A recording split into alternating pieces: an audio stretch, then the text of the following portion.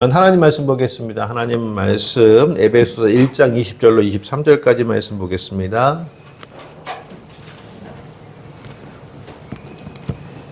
에베소서 1장 20절로 23절까지 말씀 보겠습니다.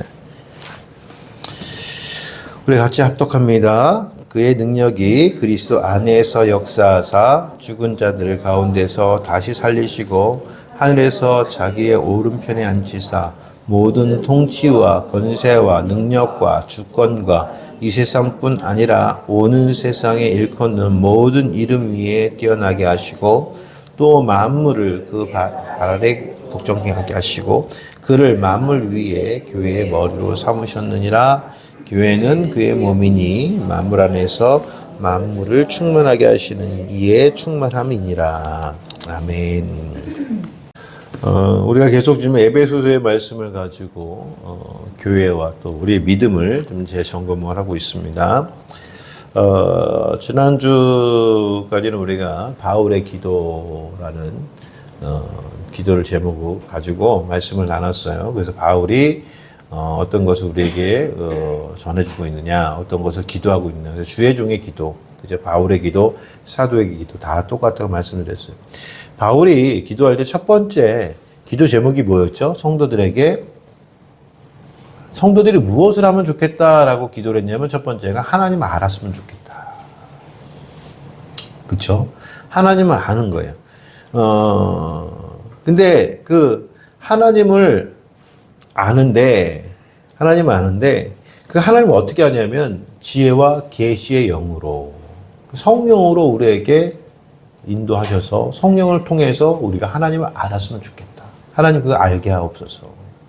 성도들이 그것을 알게 하옵소서라고 기도를 하는 것이고 또 성도들이 하나님께서 주시는 풍성한 은혜가 무엇인지 알았으면 좋겠다.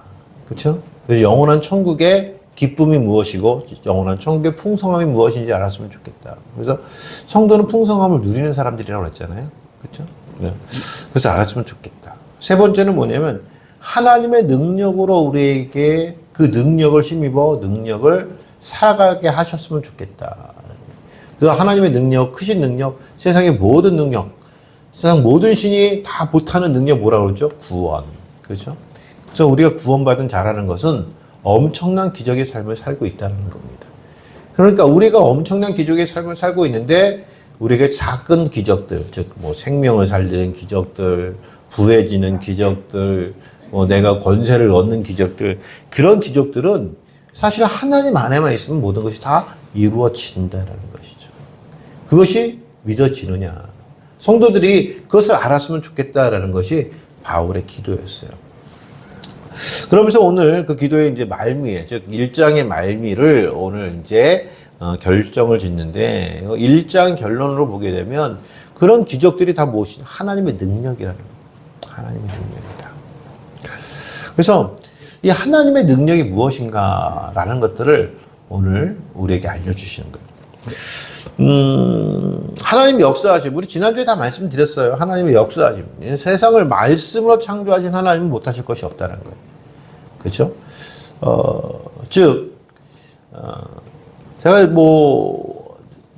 목회를 하면서 점점 제가 깨닫는 것이 무엇이냐면 하나님의 이 크신 능력이 성도에게 일어나는 거예요. 그래서 예전에는 우리가 70년대, 60년대 이럴 때는 보게 되면 의료가 이렇게 지금 의료가 워낙 잘 돼 있잖아요. 그렇죠? 요즘은 사실 웬만한 병은 다 고친다고 얘기하잖아요. 의료가 발전해서. 누가 주신 거죠? 하나님께서 허락하시는 겁니다. 하나님께서 사람에게 지혜를 허락하셔서 그런 의료들도 점점 발전하게 되어지는 거예요. 그런데 그렇게 의료가 발전하지 못했던 그 시기에, 그렇죠? 이런 시기에 아프면 어디 가라고 그랬죠? 기도원 가라고 그랬죠. 아프면 기도원 가라고. 그래서 기도하면 난다. 그래서 실제로 아파서 기도하면 낫는 사람도 있어요. 그렇죠? 그때는 그런 것이 왜 영적인 싸움이 막 활발하게 될 때, 그렇죠?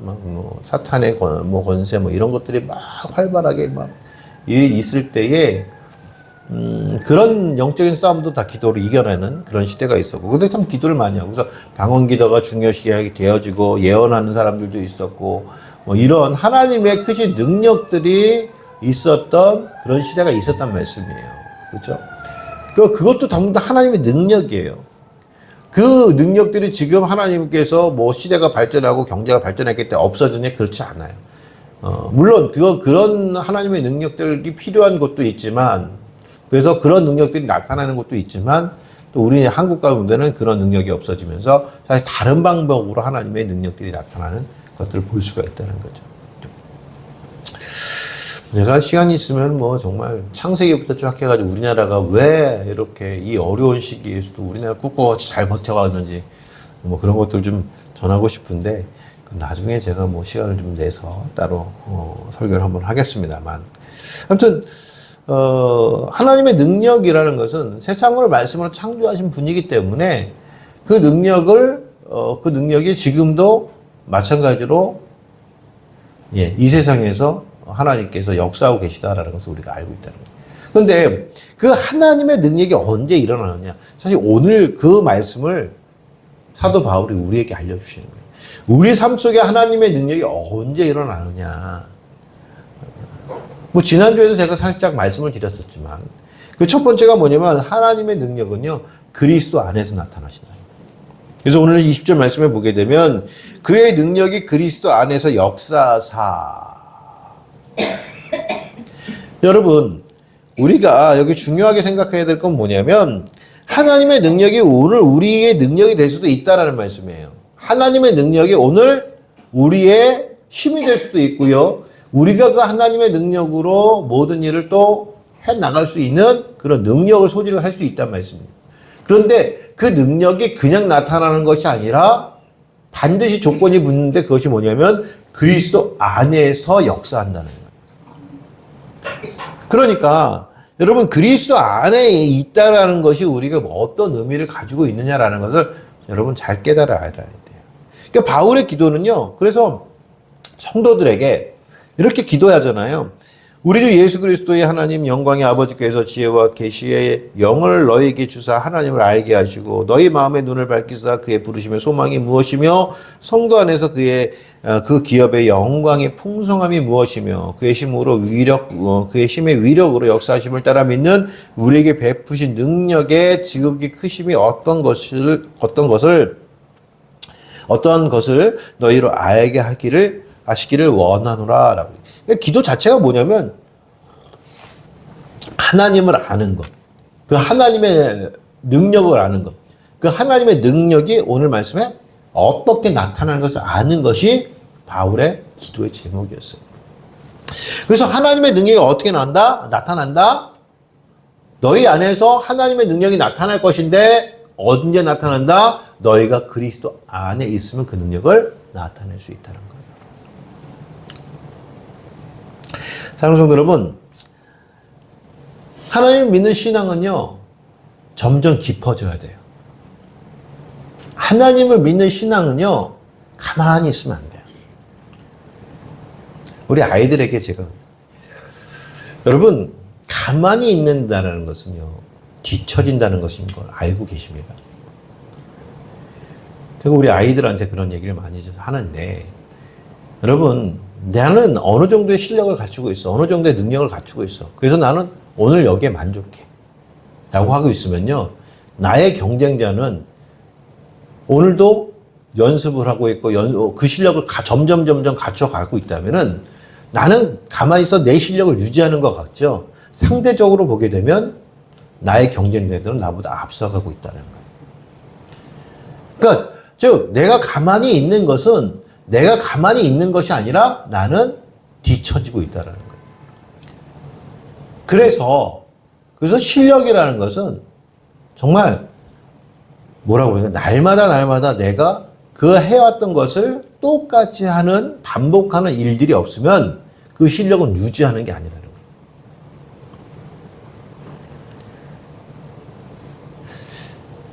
여러분, 요즘에 뭐 국가대표 축구 막 이렇게 얘기하자면 축구의 손흥민 선수가요, 오늘도 연습을 할까 안 할까요? 대한민국에서 축구를 제일 잘한대요. 오늘도 연습을 할까 안 할까요? 이거 해요.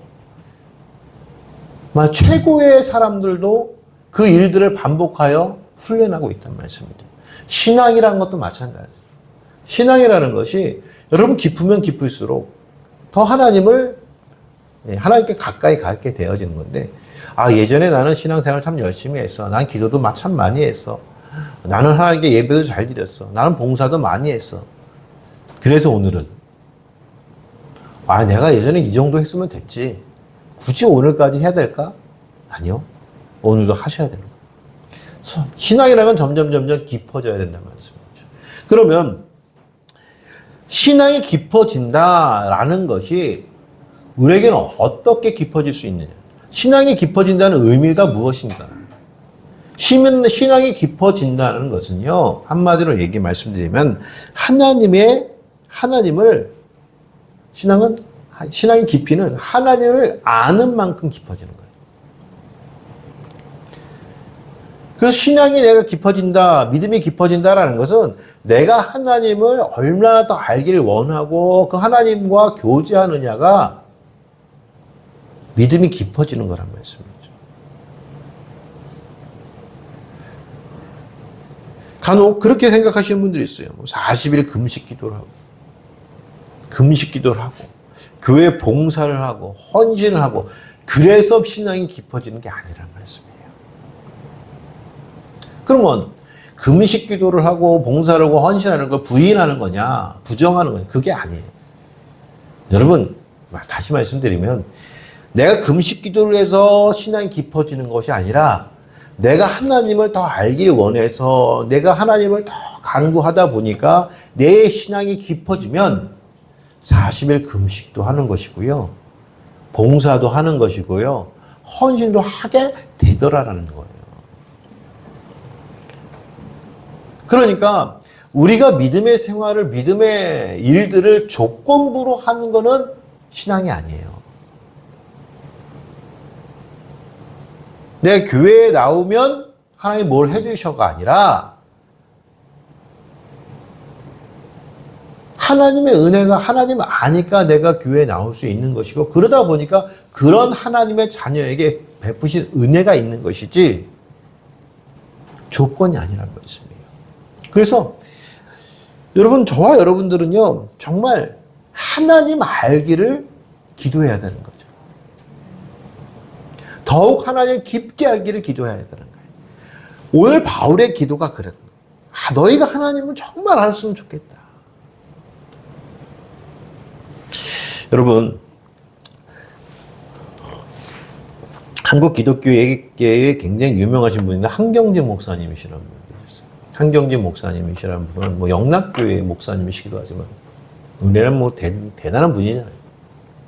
한경진 목사님이 은퇴를 하고 나서 그 이제 후배 목사님들, 제자 목사님들이 목사님 이제 생신날 인사를 하러 그 댁에 갔대요. 그 댁은 어디였냐면, 저도 참 존경하는, 저도 그러고 싶은데, 이분이 평생 목회했는데 집 한 채가 없었어. 집 한 채가 없었어.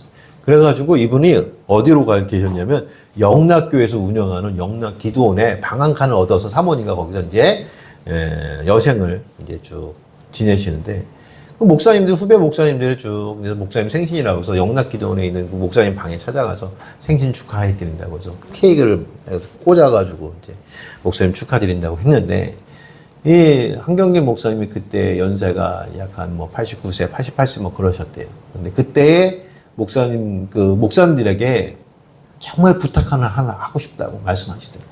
목사님, 어떤 부탁이신데요? 저희가 웬만하면 다 들어드릴게요 하고 말씀해 보시라고 그랬더니, 한경진 목사님이, 목사님들 진짜 예수 믿어야 돼.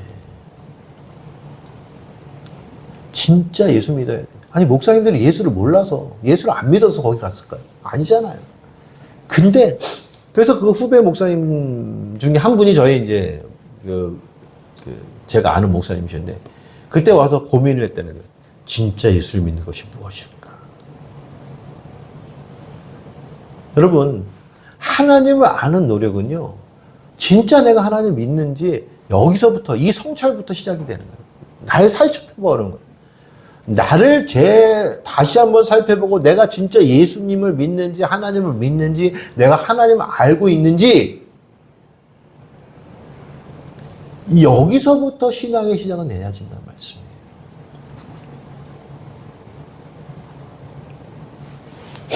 또 하나님을 아는 것은요 지식적인 알미 아니에요. 성경을 몇 독을 했다. 내가 무슨 공부를 했다. 무슨 성경 제자 훈련을 했다. 여러분 그게 중요한 게 아니에요. 성경의 알미라는 것은 하나님 알미라는 것은 지식적인 알미 아니에요. 얼마 전에 우리 교회에 무슨 성경 골든벨을 참석시키라고 하는 어떤 목사님의 강력한 요청이 있었어요. 성경 골든벨이라는 건 뭐냐면 우리 지방에 있는 교회들의 학생들이 모여가지고 골든벨 해가지고 대표 선수를 뽑아서 저 본부에 우리 본부에 가서 전국적으로 해가지고 골든벨 알죠? 이렇게 여기다 성경 써가지고 이렇게 들면 맞았어요, 틀렸어요 하는 거. 그거를 좀 참석을 시켰으면 좋겠다. 왜? 소문에 듣자니 요즘은 제가 그렇게 소문에 듣자니 우리 교회 아이들이 성경을 많이 읽는다고 하니 좀 출전을 시켰으면 좋겠다. 그래서 제가 창피를 당할까봐 그건 아니고 제가 그 목사님께 그랬어요. 목사님 성경에 자랑하려고 성경 보는 건 아니잖아요. 퀴즈 맞춰서 1등 하려고 성경 보는 건 아니잖아요. 그렇죠? 성경이 지식이 되면 안 된다는 거예요. 근데 우리가 자꾸만 지식으로 만들어버리는 거예요. 물론 알면 좋죠. 근데 그것은 그냥 성경을 그래서 많이 읽으시면 좋아요. 근데 그것은 내가 하나님을 알아가는 과정에 성경을 읽는 것이지 다른 사람에게 무슨 퀴즈를 해서 대회를 나가서 1등을 하려고 그런 목적의 성경을 읽히시면 안 된다라고 해서 우리는 안 나갑니다라고 했어요. 지식적으로 하는 것이 아니란 말씀이에요. 여러분 성경을 100독을 하고 200독을 하면 뭐합니까? 하나님 말씀대로 살지 않는 것, 하나님 알지 못하는 것, 지식적으로 아는 것 아무 소용없다는 말씀이에요.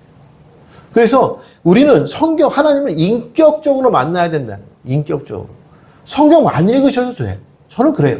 성경 안 읽으셔도 되는데 그 안 읽으시면서 인격적인 하나님을 아시면 되는데 성경을 읽으시면서 하나님을 인격적으로 만나시는 게 더 빠르기 때문에 제가 성경을 읽으라고 말씀을 드리는 거예요. 그런데 여러분 인격적인 삶이라는 건 뭐죠? 성경이 그냥 사라지는 거예요. 사라지는 건 없어진다는 게 아니라 내가 그냥 성경을 살아낸다고 그러죠. 살아내는 것이에요. 그러니까 내 성경의 말씀이 내 삶이 그냥 되어버린다는 말씀이죠.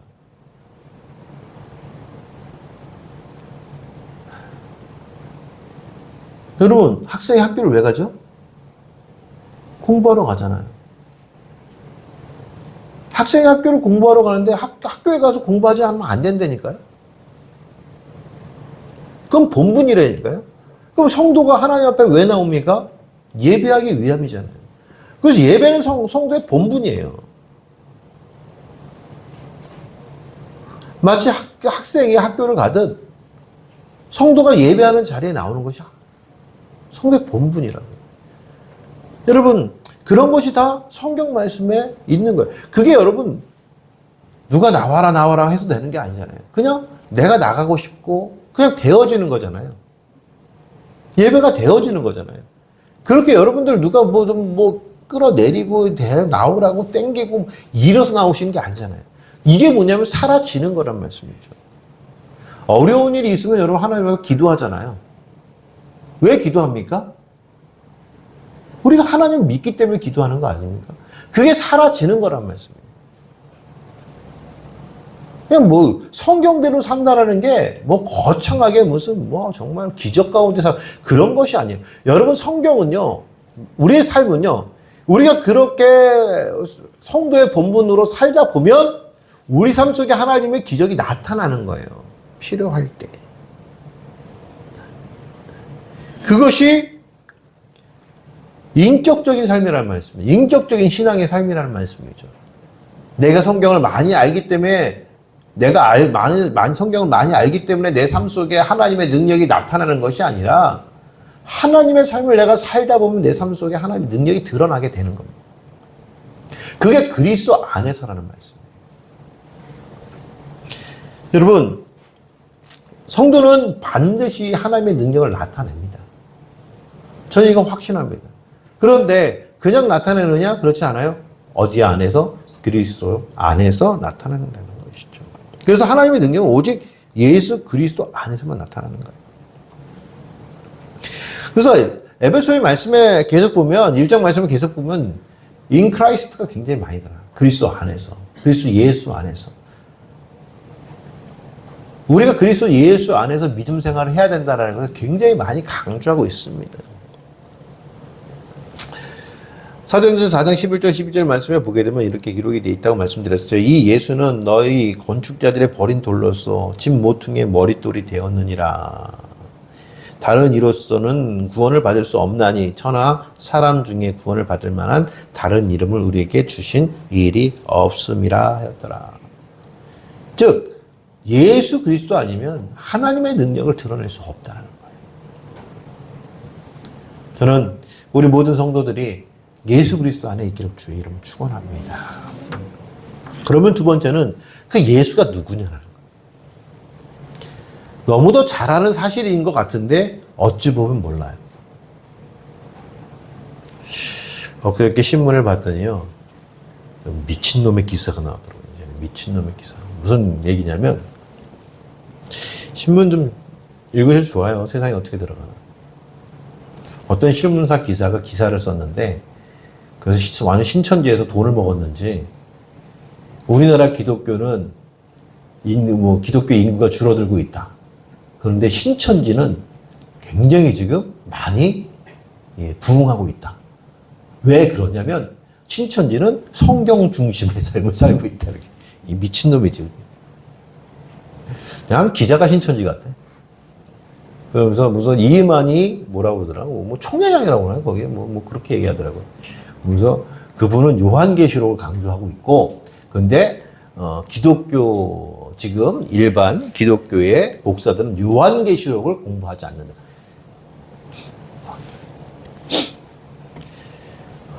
무슨 열불이 터지더라고. 그래서 그냥 무슨 어떤 놈이지 그냥 멱살을 붙잡고 그냥 막 패고 싶은데. 예수가 누군지 모르는 거예요, 여러분. 아니, 신천지가 기독교 아닙니다. 절대. 걔는 이단도 아니에요, 여러분. 걔는 사입이에요, 사입이. 이단이라는 것은 뭐냐면, 기본 교리 가운데 끝이 좀 다른 게 이단이에요. 그러니까 거기도 다 교회야. 교회인데, 결론이 좀 다른 게 이단이고요. 사입이는 교주가 있는 거예요. 교주. 그러니까 통일교가 이단이에요? 사입이에요? 사입이죠, 사입이. 기독교와 비슷한 다른 종교를 얘기하는 거예요. 신천지도 이단 아닙니다. 우리가 자꾸 이단 그러는데, 이제는 신천지가 이단에서 뭘로 바뀌었어요? 사입이로 바뀐 거예요. 걔네도 하나님 안 믿어요.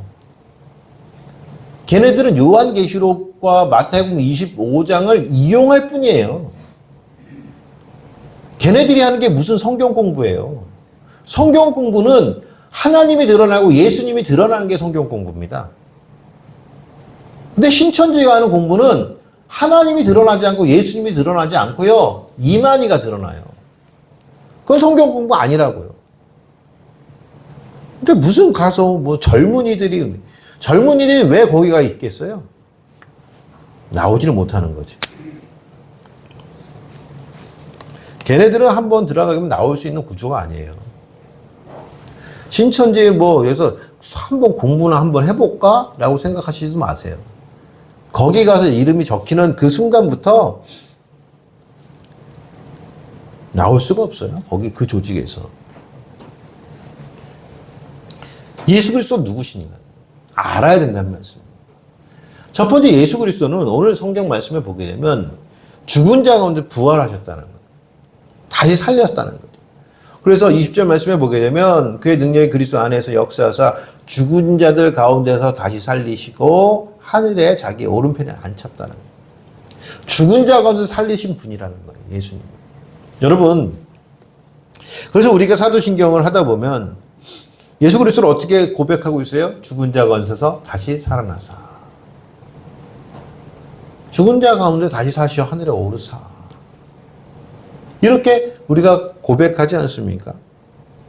그 성도는 예수 그리스도의 부활을 믿고 고백하는 자들이란 말씀이죠. 그럼 예수님께서 왜 죽으셨어요? 예수님의 죽음. 여러분 좀 생각해 보세요. 예수님의 죽음과 우리의 죽음은 달라요.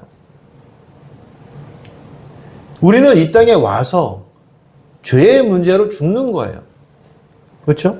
근데 예수님은요, 사실 이 땅에 오시지 않아도 돼요. 분명히 성경 말씀은 하나님께서 예수님을 보내셨다고 얘기해요. 그럼 예수님께서 이 땅에 보내신 이유는 뭐죠? 죽으시라고. 십자가에 달려 죽으시라고 이 땅에 보내신 거예요. 그러니까 우리는 이 땅에 와서 죽는 거지만 예수님은 오시지 않아도 되는 것인데 이 땅에 오신 이유가 분명히 죽는 것 때문에 오신 거예요. 이유는 그 예수님의 죽음으로, 십자가의 죽음으로 말미암아 우리가 살 수 있기 때문에. 하나님이 우리를 살리시기 위하여, 우리를 죄 가운데 구원하시기 위하여 예수님을 보내신 거라는 말씀이에요. 그러니까 여러분, 대속이라는 것이요. 우리가 자칫 잘못하면 예수님이 사람으로 이 땅에 오셨다. 예수님은 분명히 인격적인 신분이에요. 사람의 몸을 입고 오셨기 때문에. 근데 사람은 아니시라고. 사람은 내가 여기 이 땅에 오는 목적이 없어요. 왜? 우리 부모가 나를 낳으면 되는 거예요. 그러다가 죽으면 끝나는 거예요. 사람의 인생이라는 게 그거예요. 근데 예수님은 그게 아니란 말씀이죠. 예수님은 오실 때부터 목적을 갖고 오셨다고. 죽어야 되는 목적. 그러니까 예수님의 죽음이라는 것은 우리의 죽음과는 다르다는 거예요. 여러분, 이게 우리 고백이 돼야 돼요. 예수님이 사람으로 오셔가지고 마리아의 아들로 오셔서 요셉의 아들로 오셔서 이 땅에 살다가 어떻게 하나님 잘 믿어가지고 십자가 죽었대. 그래가지고 영웅이 된 거야. 예수님 이러신 분 아니라고. 그렇게 말하는 신학자들도 있어요. 특히 판넨베르그 같은 경우. 판넨베르그 신학한다는 사람이 요즘 얼마나 많은지 몰라요. 그 사람, 그분 신학을 가지고 좀 안다고 해가지고 목사님들 맨날 판넨베르그 이런 얘기를 하는데 아니요. 예수님은 분명한 이 땅에 오실 때도 목적이 있으셨어요.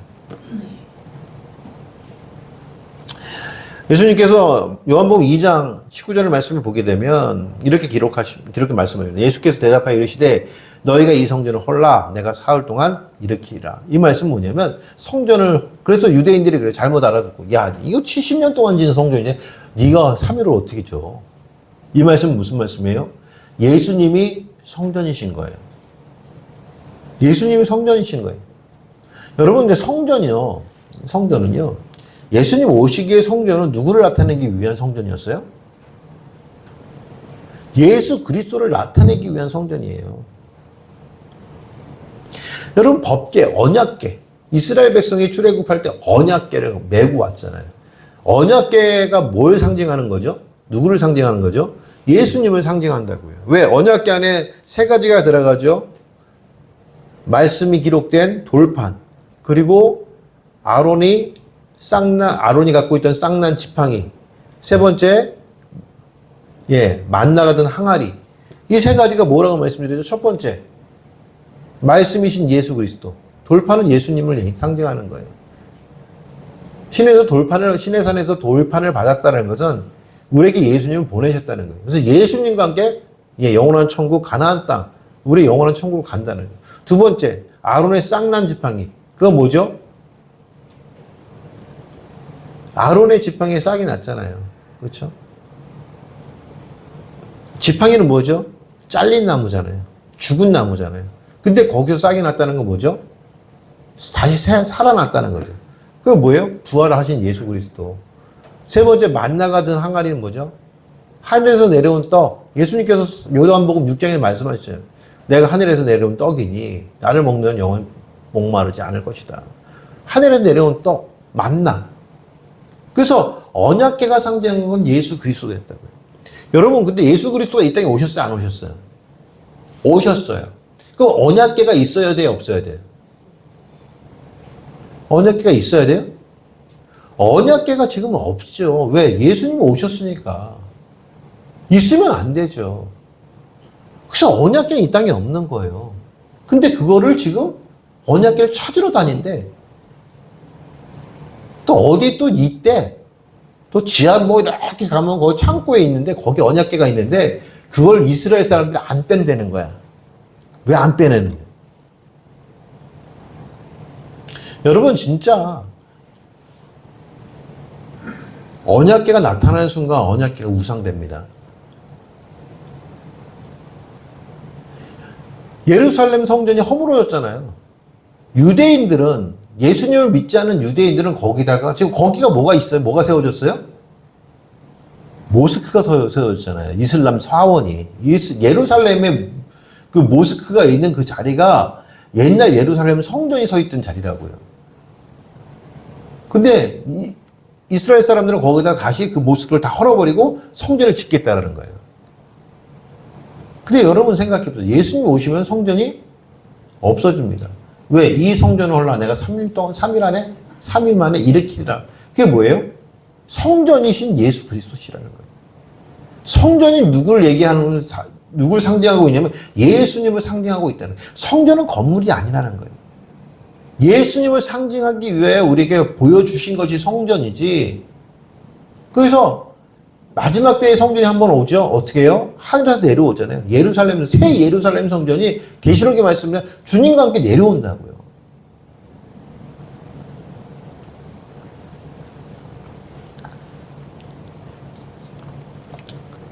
예수님이 성전이신 거예요.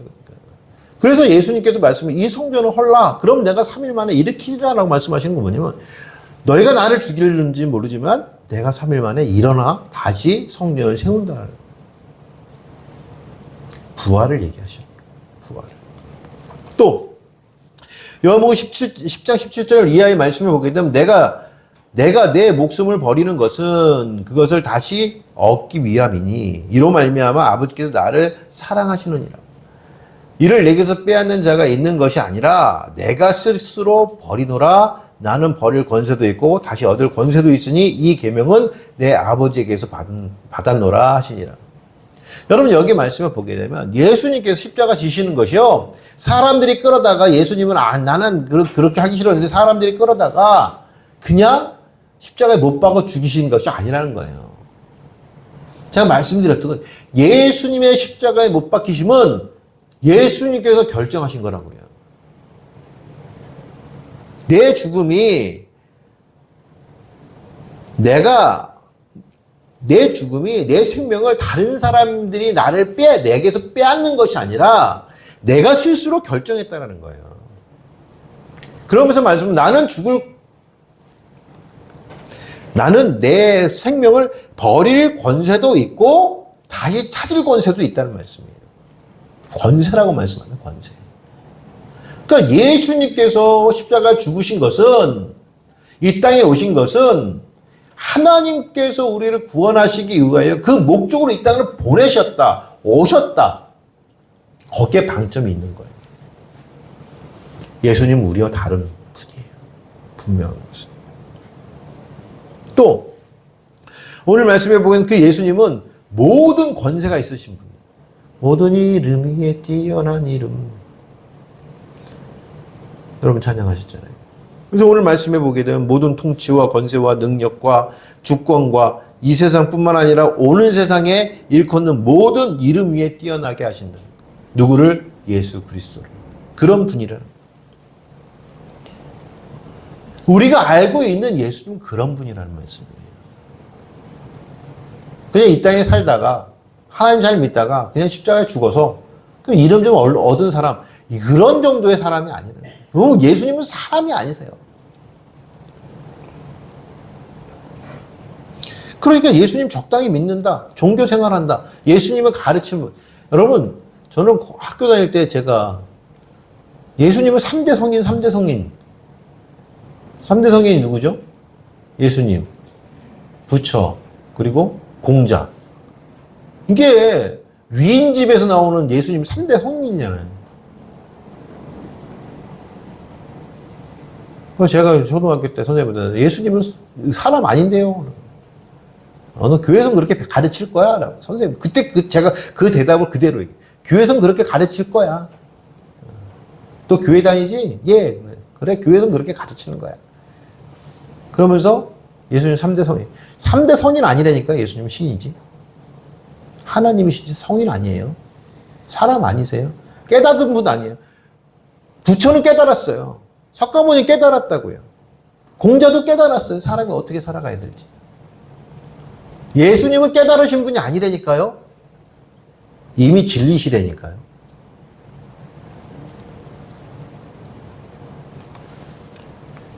여러분, 그래서 우리는 예수님을 믿고 사는 거예요. 그러면 굉장히 중요한 게 뭐가 있냐면, 우리가 예수님의 권한을, 그러니까 우리가 예수 그리스도를 안다라는 건, 예수님은 누구다라는 것은 뭐냐면, 예수 그리스도의 그 이름의 뛰어나심, 우리와는 다르시다는 것을 인정하고 살아가는 삶을 살 수 있어야 된다는 말씀이에요. 하나님이요, 에덴 동산에 아담과 하와를 창조하셨고요. 그쵸? 거기에 무엇을 두셨어요? 동산 중앙에 선하고 구별하는 나무와 생명나무를 두셨다. 그리고 하나님께서 명령하셨어요. 뭐라고 말씀하셨냐면, 아담과 하와에게 동산의 모든 실과를 먹되 동산 중앙에 있는 두 나무, 선악을 구별하는 나무와 생명나무의 열매를 먹으라 했어요? 안 먹으라 그랬어요? 먹지 말라 하셨잖아요. 여러분, 이게 뭔지 아세요? 하나님과 인간의 차이예요.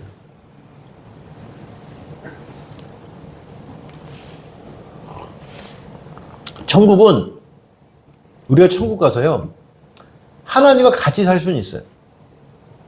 천국은 하나님께서 같이 우리 살려고 만들어 놓으신 거예요. 그러니까 하나님께서 에덴 동산 거느시잖아요. 그런데 중요한 건 뭐냐면, 하나님은 명령하시는 분이에요. 너 이 나무의 실과 먹으면 돼? 안 돼? 안 돼. 먹으면 어떻게 돼요? 죽어. 명령해 놓으셨단 말씀이에요. 그럼 우리는 따라 사는 거예요. 따라 사는 거예요. 그래서 예수님을 믿는다라는 것은 뭐냐면, 예수님의 말씀에 무조건 순종하는 것을 얘기하는 거예요.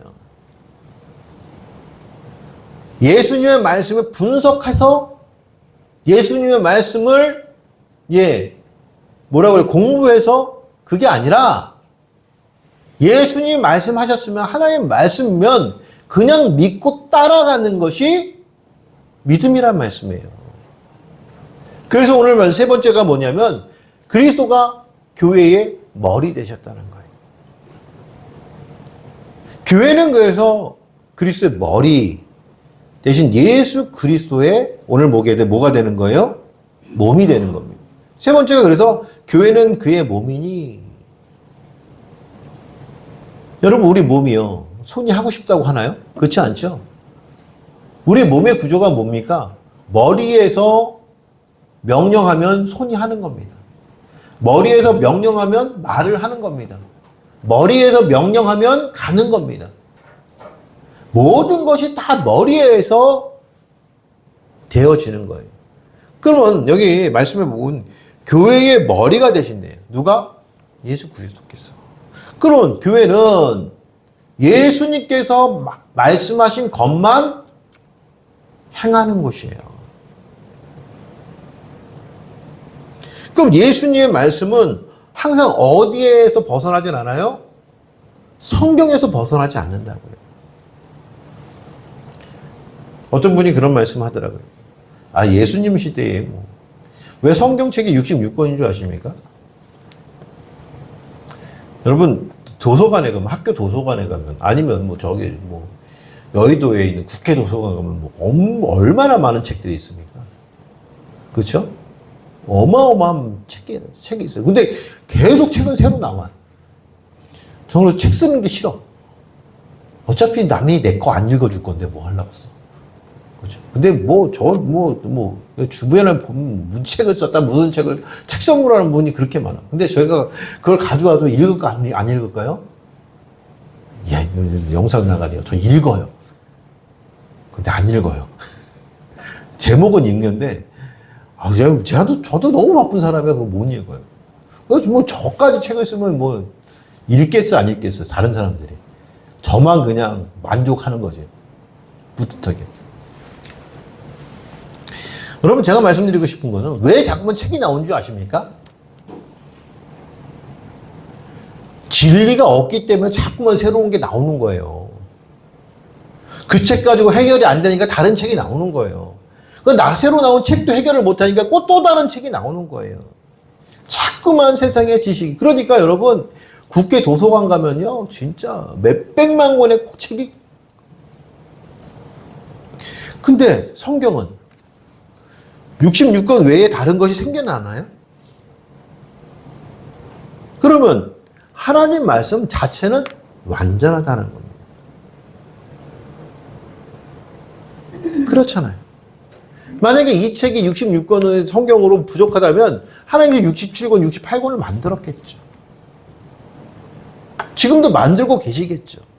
그런데 지금도 성경으로 끝나는 건 성경으로 모든 교회가 성경 안에 살아가는 것은 뭐냐면 하나님께서 이 작은 성경 66권의 책, 이 책으로 성도의 삶을 살아가게 하기 위한 충분한 게 아니라 완전한 책이기 때문에 더 이상 안 나오는 거예요. 그러니까 여러분 쉬워요. 믿음 생활은. 뭐죠? 이 66권 책만 지켜 살면 된다는 말씀이죠. 하나님 말씀 지킨다는 게 그런 거라는 거죠. 새로운 기술이 나오고 새로운 삶이 나와서 새로운 것을 무엇인가 또 얻어가라는 것이 아니라 믿음이라는 것은 하나님 말씀 안에서 이 말씀을 순종하고 살아가는 것이 믿음이라고 말씀드릴 수 있다는 말씀이죠. 그래서 그리스도의 몸으로 살아가는 거예요. 근데 이 그리스도의 몸이 된다면 어떠냐면 23절, 제가 오늘 이것을 말씀드리고 싶은 거예요. 뭐냐면 교회는 그의 몸이니 만물 안에서 만물을 충만하게 하시는 이의 충만함이니라. 여러분, 그러면 교회의 머리 되신 예수 그리스도의 몸으로 살다 보니까 충만하게 하시는 분은 누구시죠? 네? 충만하게 하시는 분은 예수 그리스도를 통하여 충만함을 주시는 분이잖아요. 하나님이시잖아요. 하나님께서 우리에게 충만하게 하셨어요. 예수 그리스도를 충만하게 하셨어요. 무엇으로 충만하게 하셨어요? 오늘 22절 말씀에 보게 되면 21절 모든 통치와 권세와 능력과 주권과 이 세상뿐 아니라 오는 세상에 일컫는 모든 이름 위에 뛰어나게 하시고 또 만물을 그의 발 아래 복종하게 하시고 그를 만물 위에 교회의 머리를 삼으셨다는 거예요. 이것이 여러분 하나님의 충만이라는 말씀이죠. 그 충만을 교회가 살게 하시겠다는 거예요.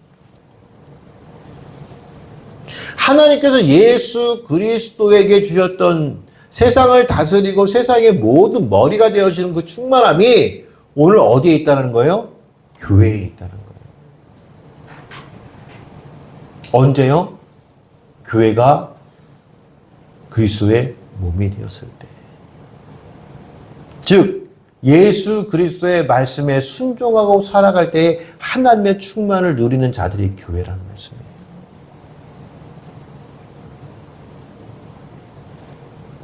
그러니까 우리가 예수 그리스도의 말씀에 순종하고 살자는 거예요. 예수 그리스도의 말씀에 이웃알지 말자는 거예요.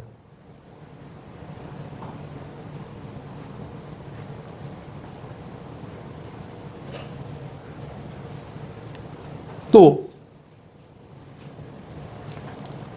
저는 교회 부흥도 마찬가지로 이 충만함에 있다고 생각합니다. 그렇게 참 교회에 부흥하고 싶잖아요. 오늘 참 저 은혜를 많이 받았습니다. 오늘 이정호 권사님 기도에. 뭐의 은혜 받은 줄 아십니까? 우리에게 건물 허락해달라고. 요즘 제가 기도가 그거예요. 저는 대표 기도 하시는 분들이 나와서 일주일마다 꼭 넣었으면 좋겠어요. 우리에게 건물 허락해달라고. 왜? 월세를 내다 보니까 월세가 너무너무 비싸. 너무너무 아까워. 그래서 우리가 지금 월세라는 거, 왜냐하면 건물을 있으면 이자는 내겠지만, 그렇죠? 뭐 우리가 건물 그냥 갈 때 그냥 가겠어요? 뭐 은행에서 융자 받아 가겠죠. 그러나 이자를 내겠지만 그건 끝이 있잖아요. 근데 이 월세는 끝이 없어. 내가 생각해보면 끝이 없이 내 월세. 그래서 좀 이거 끝내고 싶다. 월세를 끝내고 좀 교회 조그만 건물이 또 있으면 우리가 그걸 가지고 이 월세 부분을 전부 다 더 선교하는데 더 보내면 참 좋겠다는 생각을 많이 가져서 요즘은 뭐 아무것도 가진 건 없지만 그냥 기도합니다. 하나님 우리에게 조그만 건물에도 허락하시고 그러니까 정말로 거기서 하나님 잘 사역해서 하나님 나라를 풍성하게 했으면 좋겠습니다. 그런 기도를 하는데 오늘 권사님 또 그 기도를 해주시니까 제가 은혜를 많이 받아요. 그러면서 한편으로 생각할 때 오늘 제가 이 말씀을 준비하면서 여러분 하나님 말씀대로 살면 교회는 부흥하게 돼 있다는 거예요. 성도가 하나님 말씀대로 행하면 교회는 부흥하게 돼 있다. 왜? 사도행전 2장 말씀에 보니 2장 47절 말씀을 보니까 이렇게 해요. 기도게 있어요. 46절. 날마다 마음을 같이하여. 성도가요. 교회가 날마다 마음을 같이하여. 그래도 마음이 같아야 돼요. 교회는. 마음이 조금이라도 달라지면 안 돼요. 마음을 같이 해야 되는 거예요. 같이 해야 돼요. 그렇죠? 성전에 모이기에 힘쓰고 교회에 모여야 된다는 말씀이에요. 교회에. 모이기 힘쓰고 또 집에서 떡을 떼며 기쁨과 순전한 마음으로 음식을 먹고 저는 그래서 교제가 중요하다는 거예요. 교제가 중요하다. 또 하나님을 찬미하며 온 백성의 칭송을 받으니 자 하나님 찬미 예배 드렸다는 거죠. 예배 드리는 삶을 얘기하는 거예요. 그렇죠? 이거 또 한편의 설교네. 그랬더니 또 어떻게 돼요? 온 백성의 칭송을 받았다. 세상 사람들이 칭찬 받아야 돼요. 아유 저기 지금 아까 말씀드렸잖아요. 진상집. 그게 아니라 저분은 진짜 예수 믿는 사람이야. 라는 칭송함을 받아야 된다고요. 받으니 어떻게 해요? 주께서 구원받는 사람을 날마다 더하게 하신다. 여러분 성경 말씀 그대로 믿읍시다. 여러분 우리가 이런 삶을 살면요. 하나님께서 반드시 주께서 믿는 자들의 수를 날마다 더하시는 거예요. 날마다. 그게 부흥이라는 거죠. 또 요한복음 1장 16절 말씀에 보게 되면 우리가 다 그의 충만한 데서 받으니 은혜 위에 은혜를 더하시다는 거예요. 우리가 은혜를 받았는데 그 위에 그 은혜가 충만한데도 불구하고 그 위에 은혜를 더하시다. 하나님 말씀에 순종하고 살면. 그래서 은혜가 풍족해지는 거예요. 풍만해지는 거예요. 그래서 나눌 수 있는 은혜가 나오는 거예요. 은혜를 나눈다. 은혜를 나눈다라는 말씀은 뭐예요, 여러분? 은혜를 언제 나눌 수 있죠? 우리가 그러잖아요. 은혜를 나눕시다. 은혜를 나눕시다. 이거 교회 다니면서 숱하게 들은 말씀 아니에요? 교회 안에서 은혜를 나눕시다. 나누는 게요. 내가 모자랄 때 나눌 수 있어요. 아니면 충만할 때 나눌 수 있어요. 예, 은혜는 충만할 때 나눌 수 있는 거예요. 그러니까 은혜를 나눕시다라는 것은 이미 우리가 충만한 은혜를 받았기 때문에 나눌 수 있다라는 믿음의 고백인 거예요. 그렇지 않아요? 은혜 나눕시다, 은혜 나눕시다. 그러면 성도는요, 은혜를 충만히 받았다는 전제가 돼야 된다니까.